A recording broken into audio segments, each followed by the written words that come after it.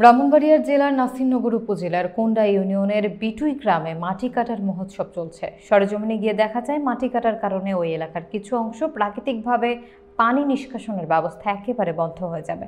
বিস্তারিত দেখুন আজকের উদ্দিনের প্রতিবেদনে।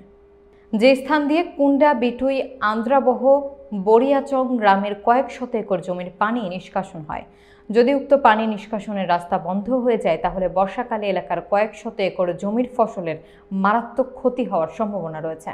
দেখা গেছে পানি নিষ্কাশনের জন্য বহু টাকা ব্যয়ে সরকার কর্তৃক একটি কালভার্ট নির্মিত আছে। জানা যায় কুন্ডা গ্রামের হামিদ মিয়ার ছেলে ফারুক খানের মাধ্যমে ভেকু দিয়ে মাটি কাটা হচ্ছে এবং ফসলি জমি থেকে ড্রেজার দিয়ে মাটি এনে ভরাট করা হবে। স্থানীয় লোকদের সাথে কথা বলে জানা যায় কতিপয় একটি স্বার্থান্বেষী মহল টাকা বাণিজ্যের মাধ্যমে আইনকে তোয়াক্কা না করে কাজটি চালিয়ে যাচ্ছে। এলাকাবাসী এবং সচেতন মহলে এ বিষয়ে নাসিরনগর উপজেলা প্রশাসন এবং ব্রাহ্মণবাড়িয়া জেলা প্রশাসনের কঠোর হস্তক্ষেপ কামনা করেছেন।